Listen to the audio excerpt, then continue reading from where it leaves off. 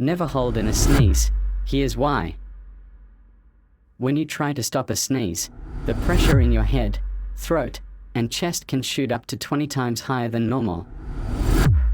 This pressure can actually cause blood vessels in your eyes or brain to burst.